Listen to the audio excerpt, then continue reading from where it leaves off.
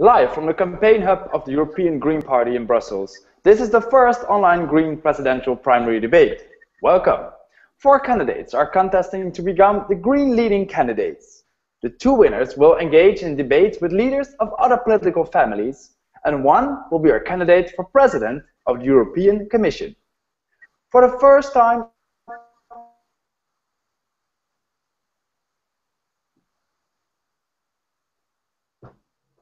Roger?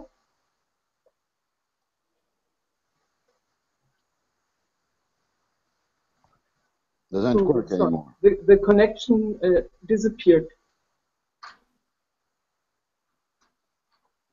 I hear you. And I reappeared. I now see José, but I don't hear Roger anymore. Yes, well, hopefully you hear me now. I'm back again.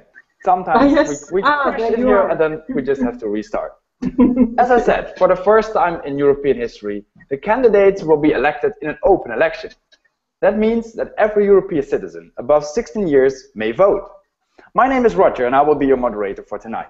The coming hour here on Debating Europe, the candidates will present themselves to you and try to convince you that they are the best candidate to make Europeans vote green in European elections, and that they are the best qualified to lead Europe out of the crisis.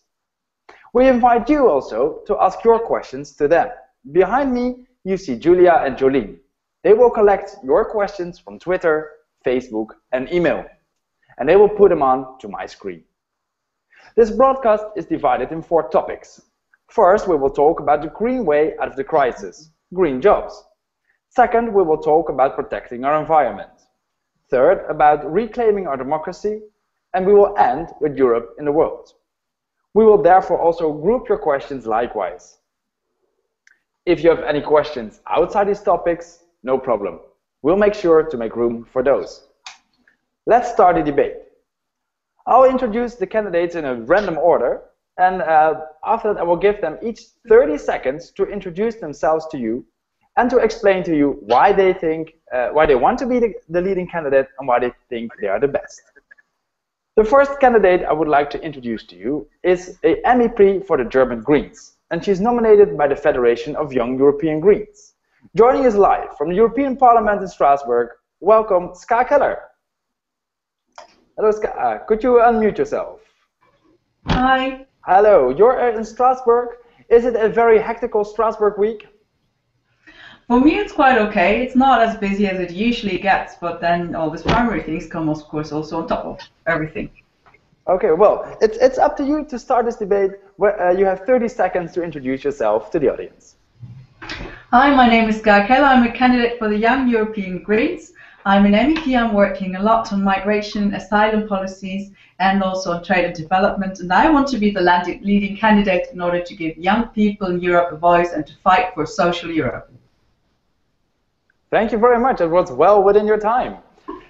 Second, joining us live from the Warsaw airport, EGP co-president Monica Frassoni, who is nominated by the Italian Greens Il Verdi. She just attended the COP climate conference in Warsaw, and therefore we have to apologize that perhaps her internet connection might be a bit buggy as she is sitting on the airport. Good evening, Monica. How are you doing? You have to unmute yourself so we can hear you. The thing is that I'm not the only one talking in this airport in this moment. I don't know if you hear me. Yes, I can hear you loud and clear. Yeah? Yes. Excellent. So my name is Monica, and I would like to be the leading candidate in this Green primary because I like very much to run for making the European Greens stronger, more reliable, and also more effective in selling their line. And I believe that we can do this all together. Thank you very much, Monica.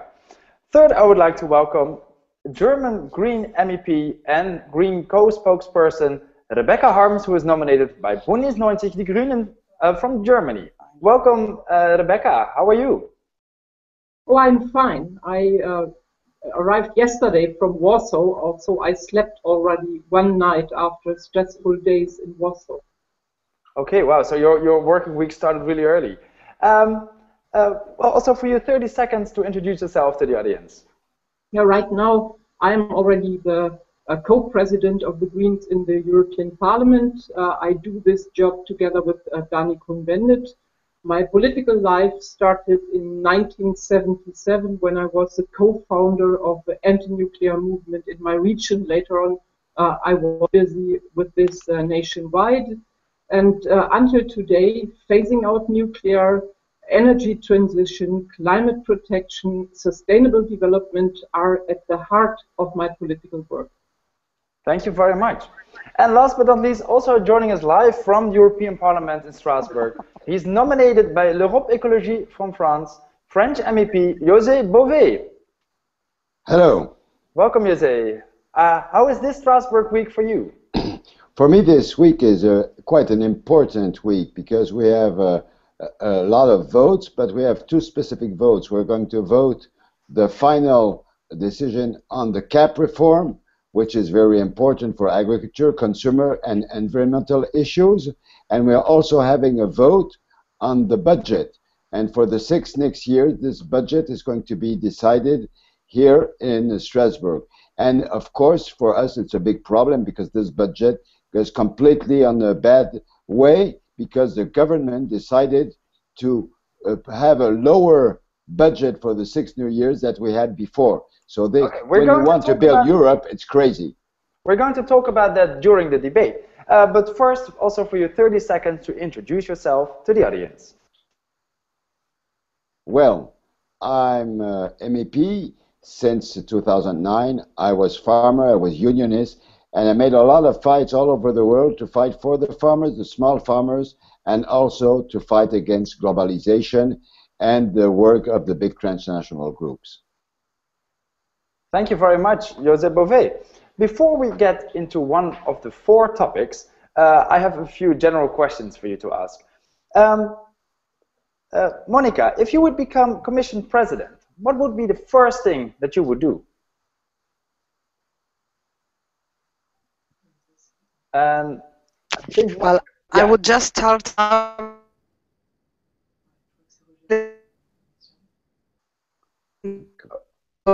over Europe in order to ensure that the team of commissioners that will work with me will be...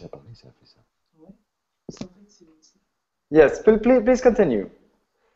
Your team? Believe that we can be convinced.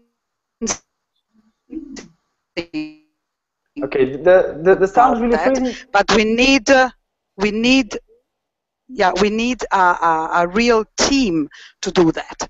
And I will not be able, as president of... And we have lost the connection. I'm going to move to Ska. What would be the first thing you would do as president of the Commission? I would like to go in my first moves towards putting social Europe on the top of the agenda in order to make sure that the people in Europe can profit from what we're doing in the European Union. So putting social issues, putting youth unemployment on top of the agenda, but also poverty and social exclusion. José, if you would be Commission President, who would you definitely like to have in your team? And please unmute yourself so we can all hear you. Can you hear? Can you ask me the question again, please? If you would be president of the European Commission, who would you like to have on your team? Well, I think I would like. It's not me who have to decide, and what is important is if we want to have a real team at the European level in the Commission, that means that we need to have really decisions, and the Parliament has to decide with the governments who are going to be the commissioners. I think it's very dangerous, things how they work now, because only the governments decide for everybody. And that's why I feel that the democracy is not working well. So I think we need to have a huge debate, but that the people who are being nominated as other commissioners don't have to be only people which are decided by the governments. And Rebecca, considering a lot of important decisions are taken by the member states, would you rather be European President of the European Commission or take Mr. Van Rompuy's job and be President of the Council? So best for me would to take them both. So in one position, one woman to be responsible not only for the Commission but also for the Council would be the best solution. Wow, that sounds rather ambitious. Monica, well, it was already on the table when we discussed the convention. It's not a vision; it's a plan. That sounds like a plan.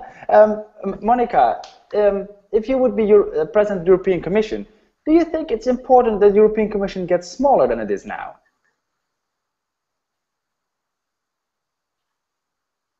And please unmute yourself so we can all hear you.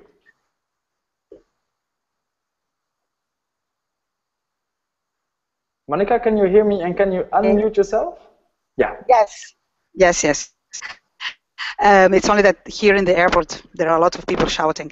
So I just wanted to say that what it is important is not to have a big or a small commission. I want to have a commission which is much freer than what it is today, the national governments, because very often commissioners today are basically doing what the government is ordering them, and we need a commission, perhaps smaller, but that is not linked to the member states' government only, and it is able to represent the interest of the Europeans according to what will happen to the elections. That's why we have to win the elections, and we have to have a progressive majority in the next European Parliament, because we can have a wonderful European democracy, but if we don't win the political majorities which are able to implement our green policies.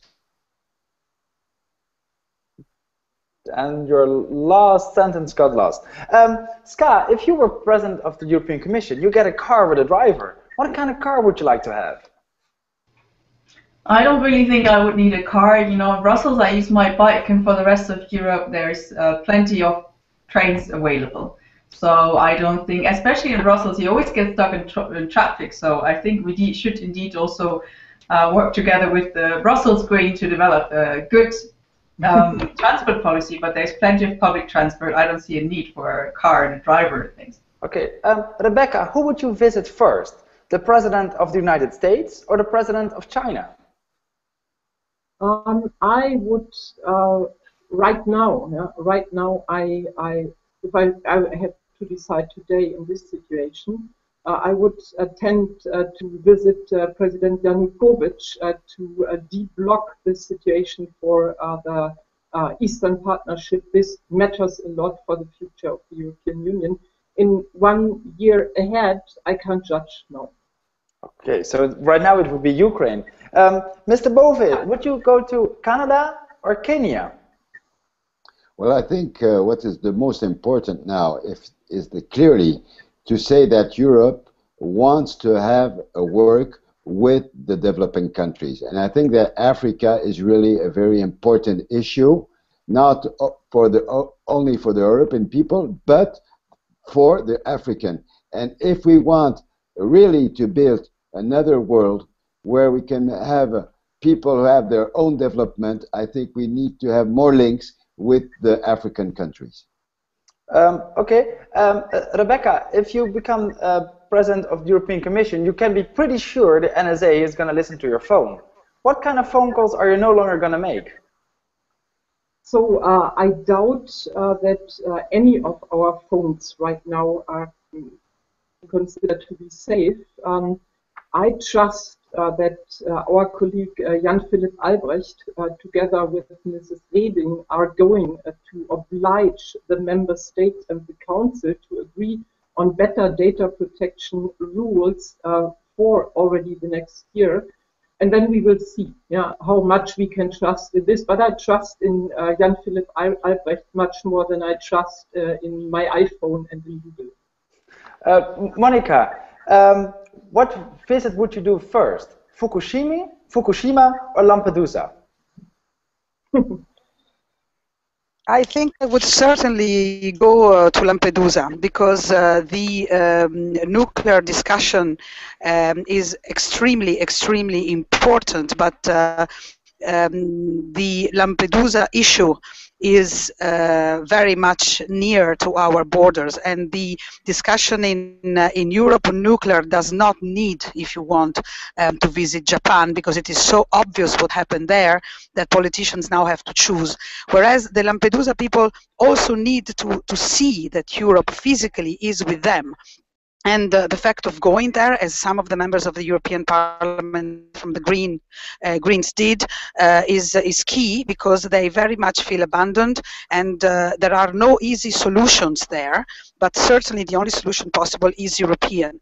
And I believe that I would certainly go first to Lampedusa, then to Fukushima, not because the nuclear issue is less important, but because we as Greens can be more visible there than in Japan, doing things for Europe. Okay, thank you very much. We're going to move to our first topic. For every topic, I invite one of the candidates to give a 1-minute introduction to what the plans of the Greens on this topic are. And then I will post questions made by the audience to all 4 of the candidates. For the first topic, I would like to invite Rebecca Harms to give an introduction. Apart from, in Europe, we are, at this moment, facing a crisis. So the question is, what are the Greens going to do about jobs? What is our plan for green jobs? Rebecca, could you introduce? So, to really fight unemployment and recession in Europe, to help young people who are suffering from having no jobs, but also others, I think we have to rethink our economy and our society. And the most important pillar in our concept of the Green New Deal is to go for a sustainable recovery and sustainable development of our economy.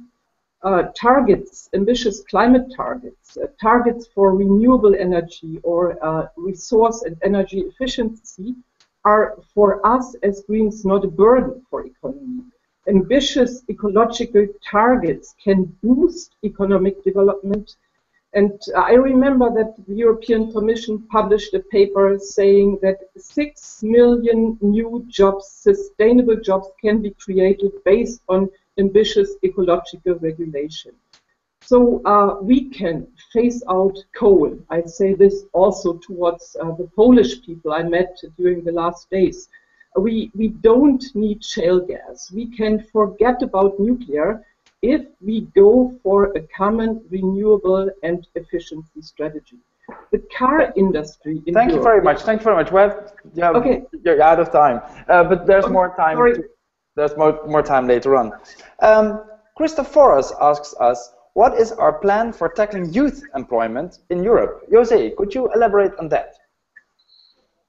Well, I think that what is important about youth, the fact that for the moment, each country has its own politics. And we need to have really a European program.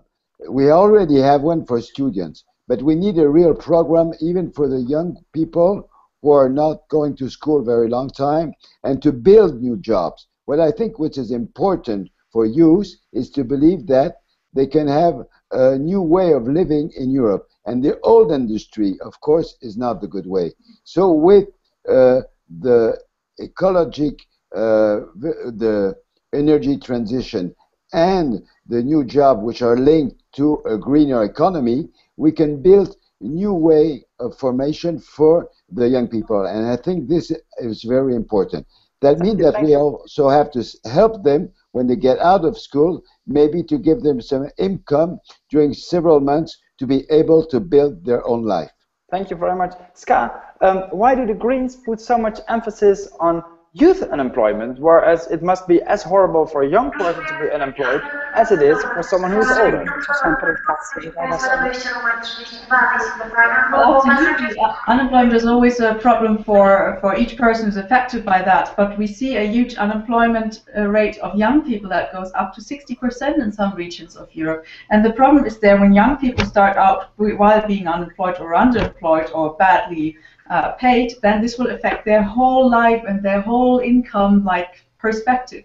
So if young people don't get a job, they're missing out on any hope for the future. And this is not a problem just for an individual, it's a problem for the whole of society. Therefore, we should make green investments into the future, because investing, for instance, in the educational system, investing in the health sector, investing in green energy will create jobs that are sustainable and that can give young people new. Okay, thank you. Monica, Enrique has asked himself, how can we explain to the richest countries in the EU that giving a future to southern European youth, where the youth unemployment is so high, is also good for the north of Europe? I don't know if yes. I believe that we cannot really make the Green New Deal in only one country. We need to have a very wide area where these recipes, and the ones that my friends already proposed are very clear, can work. It is not possible to have this in an island. And I believe that also for the Northern European countries, which do have problems of equality and do have problems of changing their energy system, it is absolutely necessary to have this new economic paradigm developing, because small islands don't work in Europe. In the long run, everybody will be in a crisis, or everybody will be out of this crisis. We need a big plate. Okay, the connection is getting broken. Rebecca, I'm going to forward to you. There seems to be an increasing north-south division in Europe. How can the Greens turn it around? So this is the biggest challenge for the upcoming electoral campaign for Europe, I would say, to bridge these new, deeper gaps in between the different parts of the European Union. There is not only a gap in between the north and the south, there's also a gap in between the west and the east. Don't forget always the east when we are talking about problems in the south. And my idea is that the people in the north mainly have to understand that their well-functioning economy, for example, in Germany, depends very much on better development also in the south.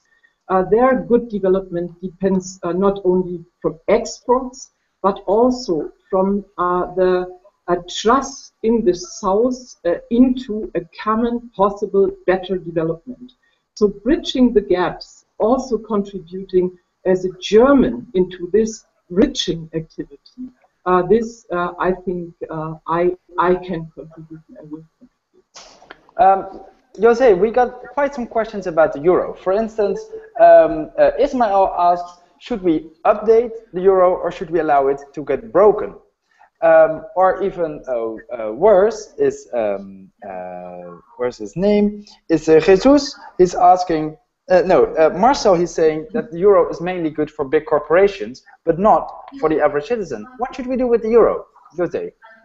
Well, for the moment, all the people I'm hearing talking about the euro and saying we have to get out of euro because euro is the problem, I think they don't explain clearly to the people what's going to happen if we get out of euro. That means clearly that for each people, if we get out of euro in one country, that means that they're going to lose maybe 30, 40, or maybe +% of their income. So it's going to be worse for the people than staying in euro. That doesn't mean that we don't have change how we rule with euro. The problem is that we need more integration on the economic level, more control on the banking, and to have a better distribution. Maybe, and this I think is important, we have to improve what we call the eurozone with all the countries who have the euro, and we have to build more integration between these countries. Thank you. Monica, one important thing for many green people is the basic income. Do you see any chances for this basic income? I think this is a very difficult fight, but I also believe that this is a necessary one. I don't know if we are going to get it, but it is very important that in the European debate there is a discussion about what is the basis to which everybody can live and can contribute to society. I think that we have to get out of the idea that the basic income is simply assistance. It is the opening of an opportunity of participating in society for those who cannot do it. And I think that if we could talk about this as a European challenge, I think this would be very helpful in our job description, in our social proposal as well. A lot of people talk about minimum income, but do not believe that this can be a European competence. Whereas I really believe that this, in this moment of crisis, can be a European competence. Thank you. Final question is around Ska. Could you hear me? Yes, I can hear you. Final question in this round. Monica, could you please mute yourself? Yes, thank you. Ska, final question in this round comes from Herwig. He says, how can we break the link and this vicious circle that we need to save banks with public money so that the banks then can buy bonds from the states in order that we can save more banks? How can we break that circle? Well, we're saying also in the European Parliament that we need a mechanism where banks, when they need to be saved, they're not being saved by the taxpayers, but by the people who own the bank. And I think that is the whole point that gives a solution here. The people who own the bank should pay for if the bank goes bankrupt. And banks, in any case, shouldn't be too big so that they pose a systemic risk to our economy. So if in future a bank goes bankrupt, it will have to be saved by its own owners. Plus, we want to ensure that banks can't make too many debts. We have a golden rule for states. I think we should have a golden rule for banks, so that banks cannot just spend money where they want, be indebted what they want. We need to have limits on that so that we can save the taxpayers' money. Thank you. It's time to move on to round number 2, because apart from an economic crisis, we're also suffering from a climate crisis. What is the green answer to saving our climate?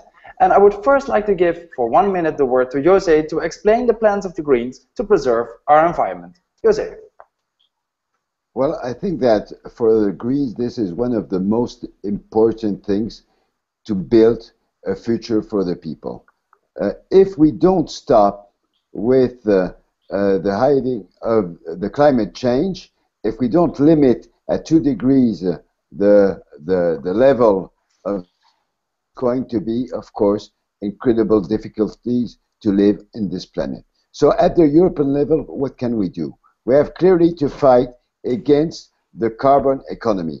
We have clearly to get out from the petrol and the coal and the shale gas industry, to have a renewable industry, and also a big fight against waste in the energy consumption. These, I think, are the very important things. And we can do it at a European level if, on the energy case, we can have a European policy. This is not the case for the moment, and we have to build a politic for all European Union at the energy level, and we have to fight very strongly in the new negotiation on climate change, and Europe has to take the head of this fight. And in the next few years, we're going to have a very big meeting in Paris in 2015, and this is going to be the moment to change really the climate change. Thank you. That's why it's going to be important that we're at the head of the Commission to do that.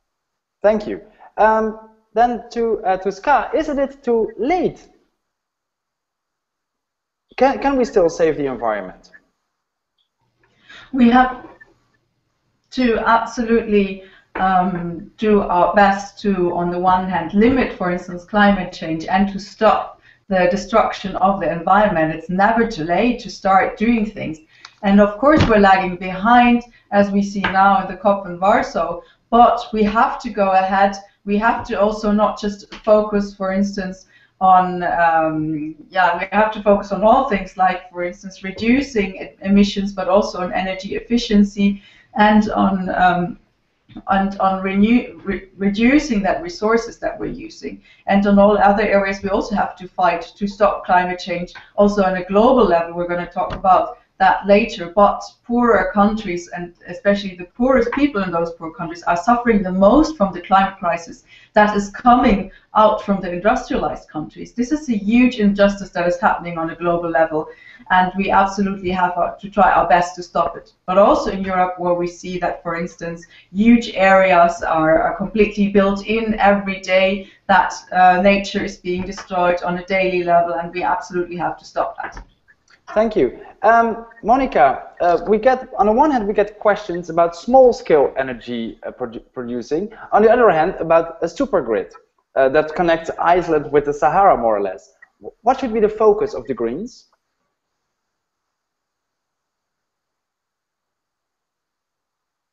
Monica, can you hear me? I don't think that there is a real choice to be done. I think that we really, in terms...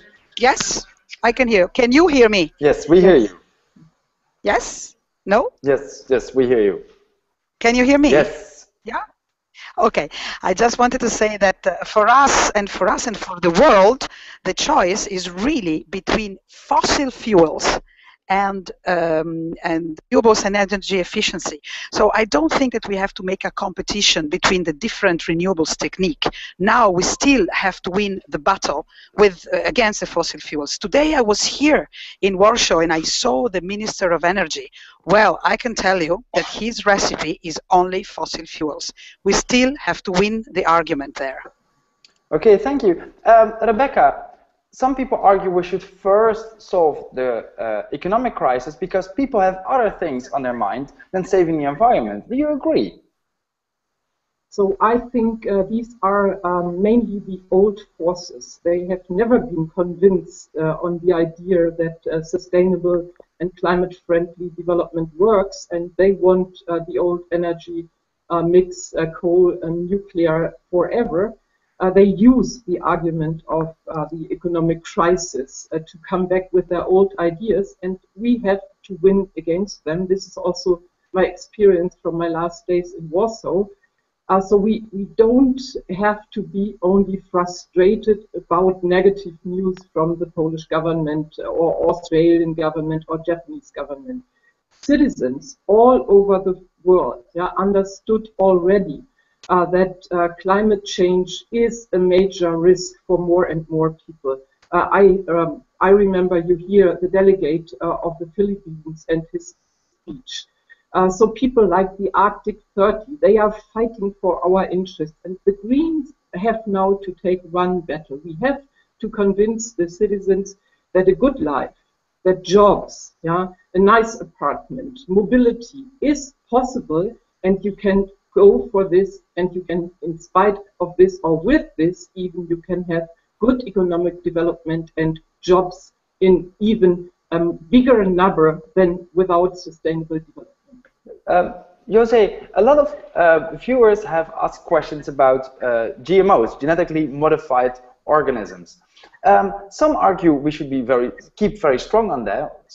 Other people say, isn't simply saying yes or no too simple? Shouldn't we go somewhere in the middle? Well, I think we have to be very clear. As Green, we're against GMOs. We refuse GMO in the fields and we refuse GMO in our food. That, I think, is really a principle. Why do we? Because we have very different kind of problem with GMO. We have problem with the environmental issues. We have problem with health, and we have also problem because GMOs are linked with patents. That mean that a few companies in the world, 3 or 4, control completely all the seeds which are used by the farmers. And this fight is not only an ecological fight, it's also a fight for independence of the farmers in front of the big companies who control the seed. So it's a fight for biodiversity, which is cultivated in the field by the farmers. Rebecca, these are serious issues, but if we, for instance, can solve the problem of the patents, couldn't GMOs help us to feed the millions of people around the globe who are hungry? So if we wait for GMOs to solve these problems, I fear too many people will die until then from hunger. Profession, I'm a gardener. And so plant production, improvement of plants, yeah, like, for example, vegetables, like also grains, crops, yeah, is possible since hundreds of thousands of years, yeah, by traditional methods. And we deliver, based on traditional plant production, much better than all those people talking about GMOs. Thank you. Ska, a lot of people also ask questions about very local things going on, like Hardut asking about fracking in Romania, and Sebastian asks about mining in Galicia. What can people in the European Union, from Brussels or from Strasbourg, do to support these local resistance movements? I think we can do a lot from Brussels to support local movements, for instance, those that you have mentioned, but also, for instance, the gold mine in Romania, the anti-fracking movements that we see in very different regions, the anti-coal mining protests, for instance, in my home region, which is on the Polish-German border, where people are being moved away from their home towns, from their home villages, because some international companies want to make profit out of this. We in Europe, we in Brussels, or we Greens rather, we can give those local resistance a voice. We can connect them, because it's, I think, very important that the local initiatives realize that it's not just a local thing, but that there's other people in other parts of Europe, even in other parts of the world, that have similar problems, sometimes even with the same companies. And if we unite our forces, then we're much stronger together. Monica, would it make a difference at the COP meeting, and perhaps now in Warsaw or the next one, on these big climate conferences, if Europe had a green president of the European Commission? It would make a world of difference. In this very moment, the role of the European Union and of the European Commission is very, very, very weak. And it is not only because they are going to go away in a few months. I think that the lack of determination and of really believing that the climate can be the climate policy can be a policy which unites Europeans, has been one of the weakest points of this Commission, which has been going up and down in their climate convictions. So I believe that yes, we definitely need a very active Commission, and green one, if we want to get Europe to be more united and less dispersed and less divided on this climate discussion, as it is unfortunately now. Thank you very much.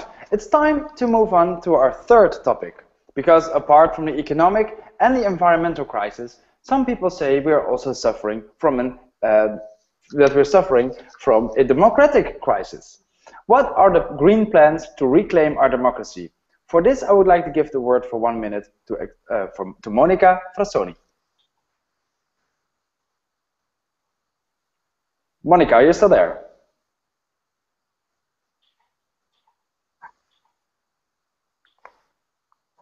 We're going to try once again. Monica, could you explain to the viewers what the green plans are to reclaim our democracy?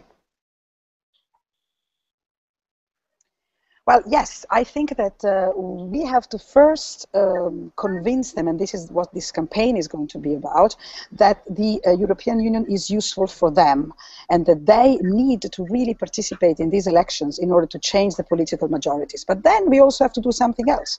We have to change the way in which Europe decides. It is not possible to have a unanimous vote of all governments to decide about very important things.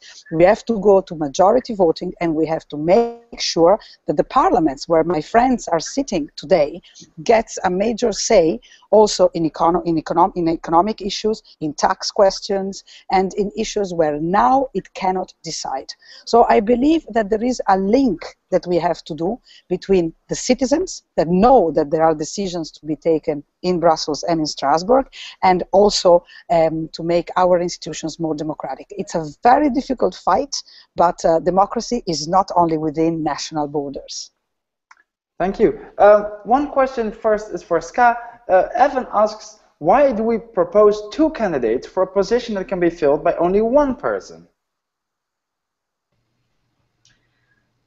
two candidates because one very important thing that has always been at the core of the Green heart is gender democracy, because it's a huge problem if you leave out half of the population for democratic decision making. In parliaments, for instance, in the European Parliament, we currently only have 30% approximately of female MEPs, and in other situations it looks the same. So very often the Greens have two candidates or two people fulfilling a position in order to allow for a 50 or 50 plus gender quota, and this has actually very, very positive effects on many levels. And but I mean, just to start with, we're giving people the possibility to elect those two people. I think this is one thing that is really, really cool for reclaiming democracy, for making sure that people are indeed feeling that this is their own green campaign, that there is a motivation to go to the European elections. This is a great example of how European democracy could look like. I think the other groups should take an example, and I think it's always cooler to have one position filled by two people who have to coordinate, who have to talk to each other, than to have one, you know, big leader who rules it all. José, Arosako wants to know, what do you think about Spinelli's project of a United States for Europe?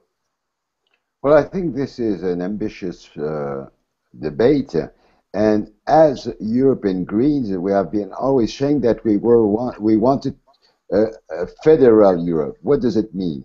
That means that we need a Europe which is more integrated, where the power is more distributed between the citizens, the parliaments, and the states.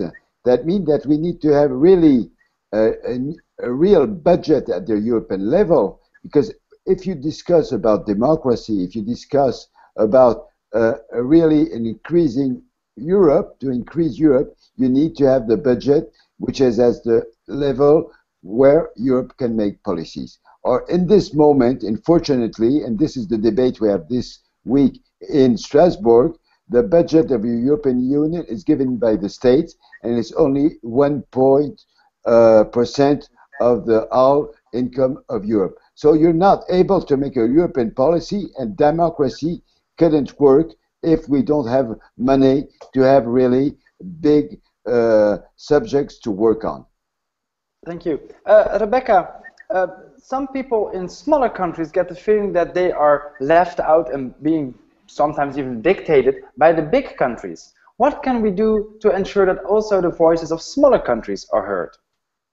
So this is the best, or one of the best parts of the European tradition, that the smaller parties, the smaller countries have also a say in the European Council, that there is a fair share of power in between the smaller countries and the bigger countries. And I fear that in these last years of crisis, of economic and monetary crisis, the trust in the functioning of this fair share of power in the EU, in between the bigger and the smaller, has been damaged.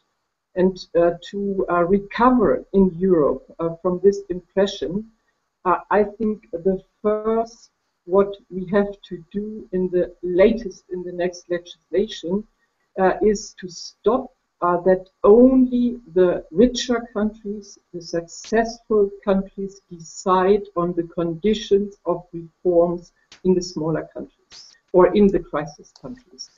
Very often you see the smaller are in crisis, the bigger are responsible. Okay, Monica, Karen asks about fact-free politics. More and more politicians are just shouting random things, whether they are true or not. What can we do to bring the facts back into politics? Well, this is really an issue that interests me very much, because in the climate discussion, for example, in the energy discussion, even in the democracy discussion, there are a lot of false truths which apparently are becoming truths for a lot of people. Well, I think that we have to do one thing, and that is continue to be very faithful to facts. because this is what our strength is. But of course, perhaps we have to be more and more efficient, and I think we are getting there, to make these facts to be clear and to be very effectively transmitted. So I think that in this sense, we really should not give up on being very precise on what's going on, because you know what? Facts are on our side. And what we are saying about climate, about democracy, about the importance of Europe is actually true. José, it's very likely that in the coming European Parliament there will be a lot of nationalist or patriotic parties who have a fierce anti-European stance. How can we combine? How can we, on the one hand, be against them because we don't agree with their policies, but on the other hand, respect that they are democratically elected? Well, you know, the European election is the only one where clearly everybody can be elected by the same way. So I think this is important, and that's clear that we don't have a debate on the fact that people are inside of the parliament. Our fight is to say clearly, if you want to change Europe, if you want a better life, if you want to have a Europe which is greener, you have clearly to vote for the European green candidates. That is clear. So it's a political fight we're having against the nationalists or the people who are right-wing, very right-wing politics. So this is a political fight we have to do. Clearly, it's not a fight on legitimacy to be there or not. Everybody can be elected, but of course we have to say if we can have lower elected people from this party, it would be good for democracy, because we know that the ideas they put on are very dangerous, because they are against and they are making a lot of problems for poor people in Europe and for xenophobia and for such a thing like that. Rebecca, we get the one question from Love Youth Future. They ask, what can young people do to be listened to in the European Union? And on the other hand, we have Jocelyn from the European Network of Green Seniors, who asks what seniors can do to have their rights be respected. What can the Greens do to make sure all generations are heard equally in the Parliament? So I think, first of all, you have to look into our group. I think we are a perfect example for a group which is not really tremendously big, but we have young people, we have old people, and we have also some in between those two groups. So I think we have perfect conditions to listen to everybody. And if you look into our program, so yes, we are fighting youth unemployment with all our forces. But for example, I'm convinced that a true solution for the youth unemployment we will get only if we take care of employment for everybody. Monica, do you think it's finally going to happen that we're going to move the European Parliament from Strasbourg and Brussels to only Brussels? I think it would be a great idea. Not only we would spare 200 or 250 million euros, but we would make our work, I mean, the work of the MEPs more effective. I believe that there are many things that one can do in the beautiful Strasbourg building, but certainly the traveling circus is not one of them. Thank you. There are much more questions coming in on the topic of European democracy, but time minding, we have to move on to the fourth and final topic of this evening, which will be introduced by Ska Keller. Europe is not an island, Europe is part of the world.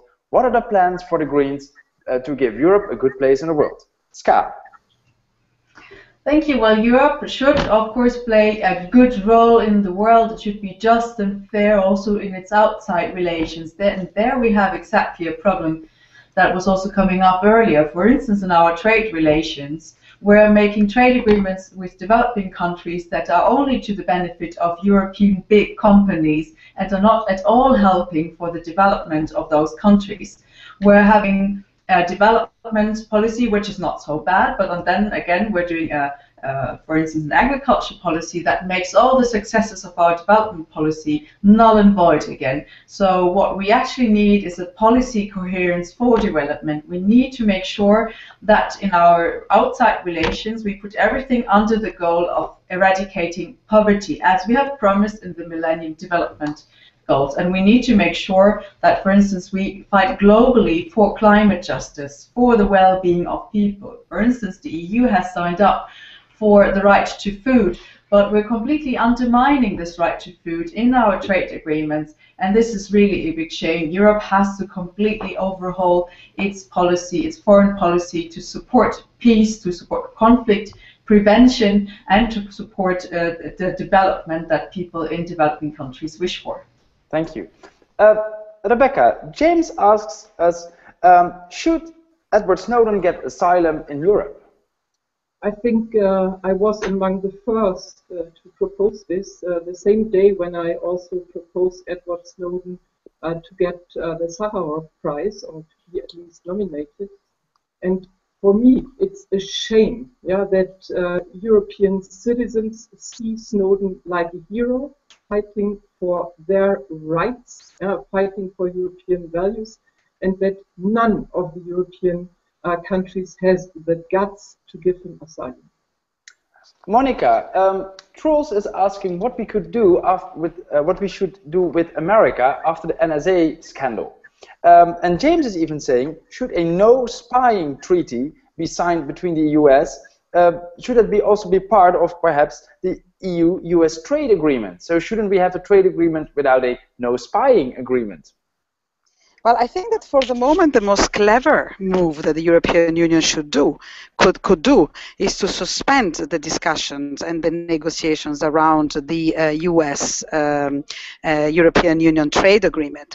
I think that there are enough reasons to do it, and in any case, as Greens, we are not really convinced that this is the best way to go on in the enhancing the transatlantic relations, because this would take a little bit of a huge issue on our own legislation in terms of environment, freedom, etc. So I believe that this would be a very nice signal, and perhaps less difficult than a no-spy treaty.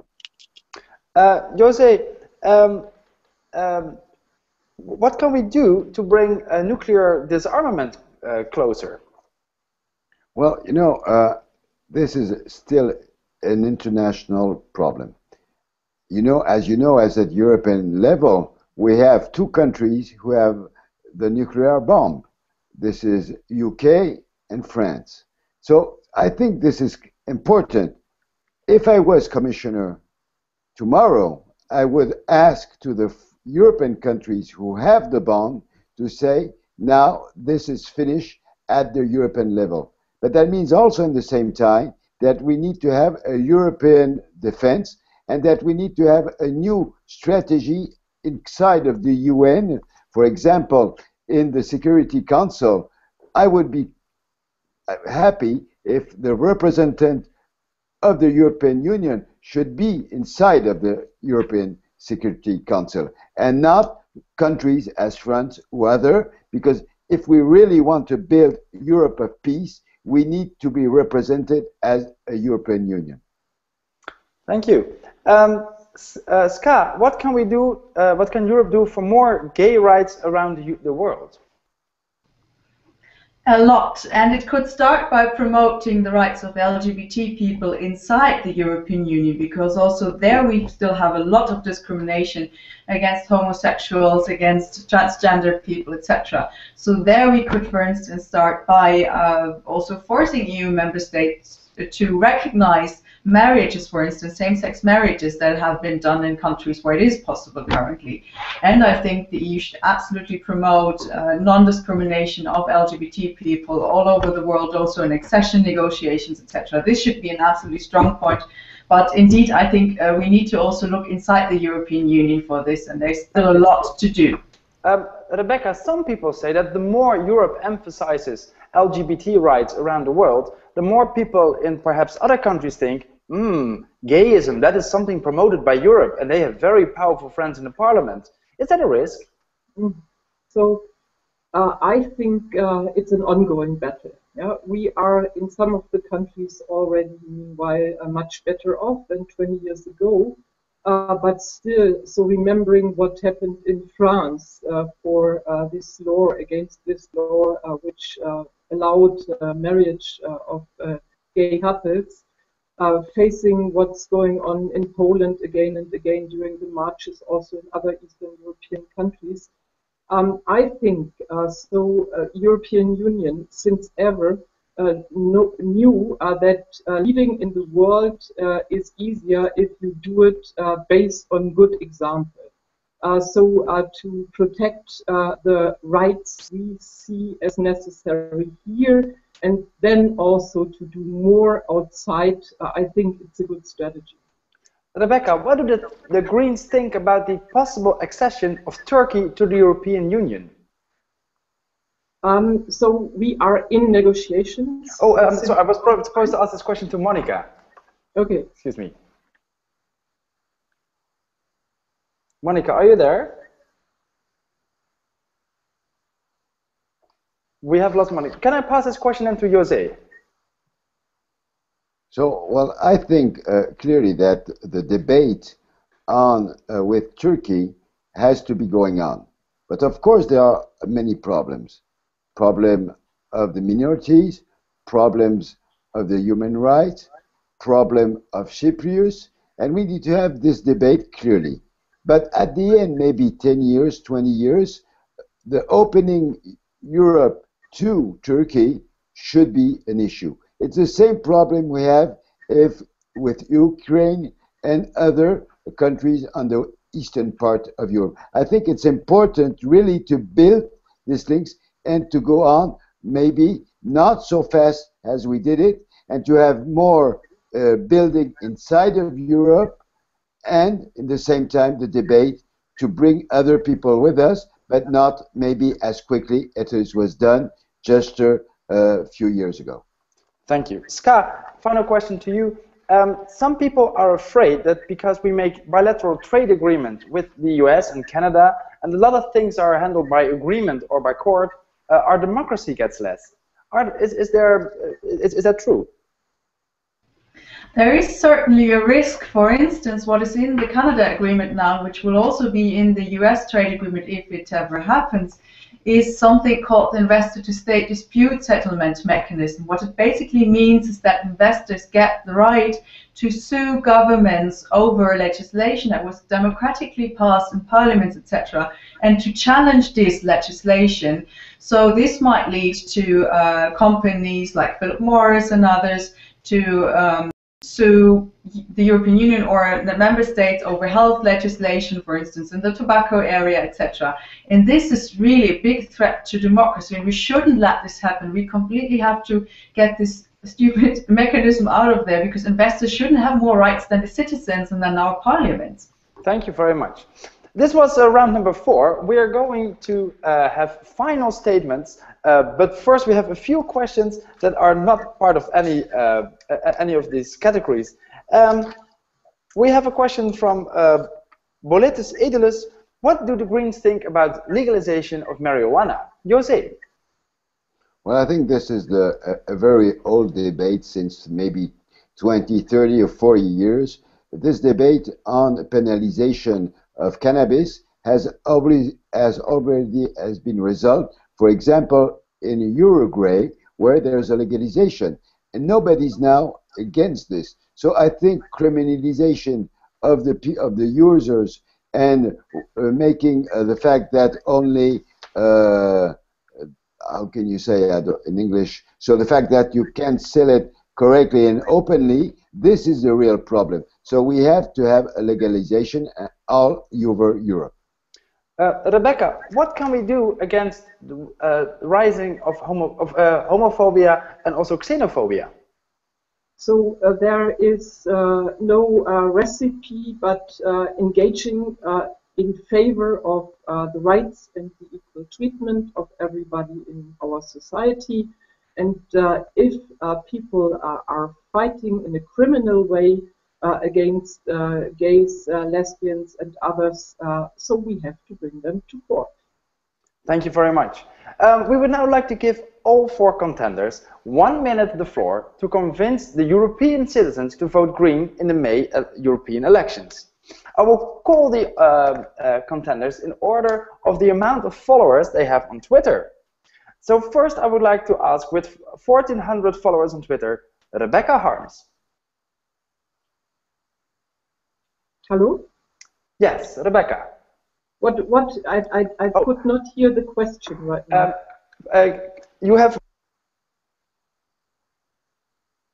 It's again, it's interrupted. Yes, now I should be there. Okay, yes, now you are back again. Yes. Now I'm back again. Good.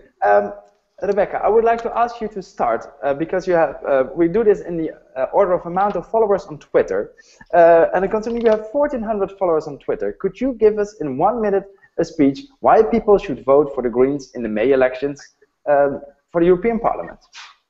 So I think because we are the force to really admit that Europe is the best choice beyond the national state. I think we are the political party which sticks completely to the idea that a future to be organized in common for all the European citizens is always the better future. Thank you very much. Next, I would like to go with 1,800 followers on Twitter to Monica Frassoni, but she just disappeared from our connection. So I'm going to continue with 4,500 followers on Twitter, Ska Keller. Thanks. You should vote green if you want to have a better Europe, a Europe that takes care of people's needs, that puts people first and back second at most. If you want to have a social Europe, if you want to have a Europe of solidarity, one that cares about environmental protection as well, that cares about climate justice here and in the world, if you want to have a Europe that is just and fair in the world, if you want to have a Europe that protects the rights of minorities, that goes for gender equality, if you want to have a Europe that protects refugees who are in need, who come here in search of protection, then you should definitely vote green. There's no other choice but voting green, and in any case, you should go through the elections in order to stop the right-wing extremists from coming here in masses. Thank you very much. Monica, you got disconnected on your moment supreme, but I still will let you go for 1 minute. Why should people vote green? I think that Europe today needs a revolution, and this revolution to change not only the way in which we live, consume, and be in the world and use resources, needs really a political force which is able to deliver it and is able to be so bold as to do that. So I will not be very long, but I just tell you that if you want to have this green revolution, you have to vote green. There is no other way. Thank you very much. And last but not least, with 23,000 followers on Twitter, José Bové. Well, I believe that if people really want to have a dream on their future, if they want clearly to have a real democratic life, if they want to have a space where they can discuss, where they can decide of what they're going to do, but if they wanted to do it with concrete people, which are people coming from the civil society, they have to vote for the Greens because we have a dream, but also we are pragmatic. That means that we can build our future step by step. Thank you very much. This was the first online Green primary debate. Thank you for watching. Voting is possible to the 28th of January through our website, greenprimary.eu. The next hangout will be on 27th of January. Then I will ask the contenders how they felt about the campaign they have had. And it's their last chance to convince you to vote. Chats with the contenders, in between there will be chats with all the contenders. The first one will be on December 3rd with Ska Keller. If you want to see the candidates in real life, we are going to Athens, Cologne, Berlin, London, Rome, and Madrid. For the dates of these real-life debates, please see our website. Thank you for watching. A good night. Also, a big round of applause for Rebecca Harms, José Bové, Bye-bye, Monica Frassoni, and Ska Keller. Ciao. Thank you for watching. Good night.